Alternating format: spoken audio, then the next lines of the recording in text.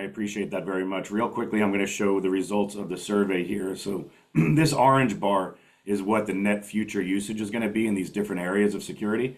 So it's a small sample. It's only 105 large organizations, but we are seeing growth in their security side here, not only in data security posture management, but in recovery and threat analytics. And what we did see in this is that it adds about 16% or 16 to 20% in total spend as people are adding some of the security areas.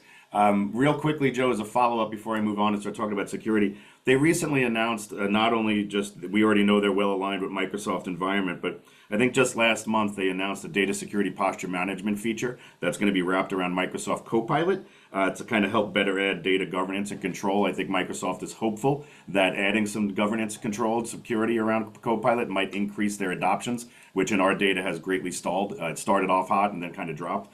Is that something that you would be looking at, considering you're using it specifically for 365? Absolutely. So again, AI governance uh, is becoming big. So we just finished a study with Ernst and Young around AI governance, and just putting that framework in. Um, as far as security is concerned, none of us want to end up in the news since we're a public company. We will be looking at best of breed. Again, to dislodge Zscaler when it comes to those security tools uh, is going to be tough for Rubrik. I also looked at details of how they do the posture management. I believe they bought a company, and again, setting up posture management using AI itself to look for patterns. So right now, it's good that they've implemented it around Copilot, because there's a product, there's a company in Los Gatos. It's called something 26.ai. I forget, is it gateway.ai or whatever? My memory fails me. They do chat GPT really well, where they look at Zscaler logs, and if somebody's uploading their company data source, their company, source code, or they're violating certain policies, uh, they are, it's easy for me to track, and so forth. So again, this is an area where I wish Rubrik used organic growth rather than buying a company. And I'm a little bit skeptical the way they implemented that. Um, Reason being is, if you want to call that a DLP space, where someone is uploading a pattern, like let's say for us, somebody's uploading an Excel file to Copilot or ChatGPT that has private data on social securities, and they want to analyze and do the Copilot-y stuff with it. We obviously, that's a violation, but what's the social security, right? I don't want to put in an exact regular expression. And I find that the way it's implemented, it has to be based on patterns of what a social security looks like. For example, if somebody just puts on the last four digit of a social security, that's still a social security, even though it doesn't go with a regular expression pattern, because it's only the last four. So I'm a little bit critical of Rubrik's implementation.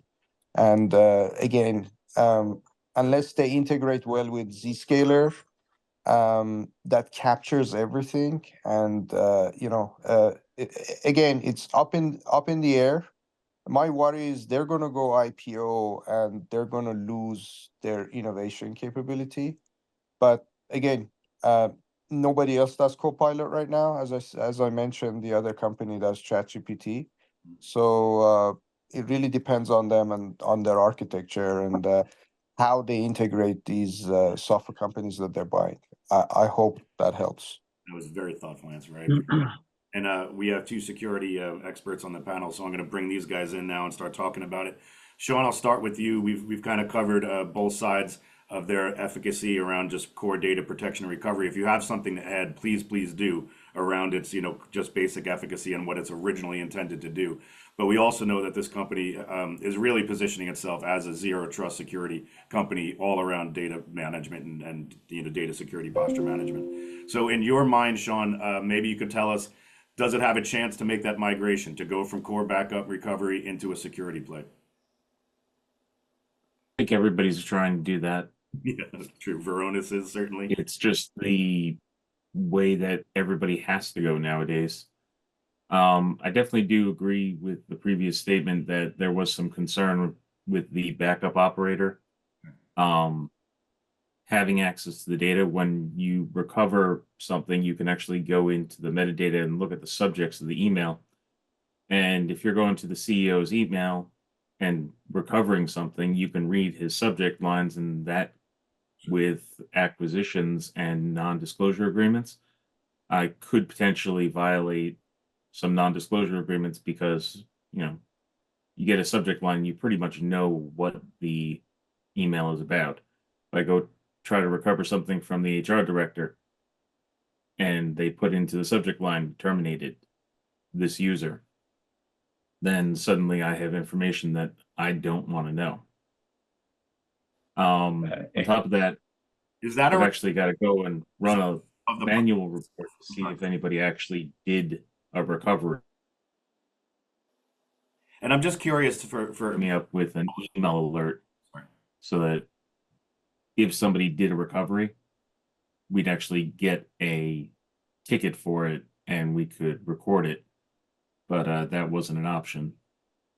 So I kind of have it locked down to me and one backup tech. Wow. This way I know that at least I'm not going to have any problems with that. Yeah, that's not how it's supposed to work. So that's not around configuration that you could fix or control. This is just a flaw in how it's architected. Yeah, that's just, the limitations that I have in my system. Understood. So it does not then at this point you're actually evaluating this to expand into other security functions as we were looking at here. Is it going to stay in its core usage for you? At the moment, we're just going to be staying with its core usage because it's functional and it's still the same, the least expensive for its core product. And again, when we were evaluating it, we were evaluating Rubrik versus own data backing up Salesforce, and it still came out less expensive.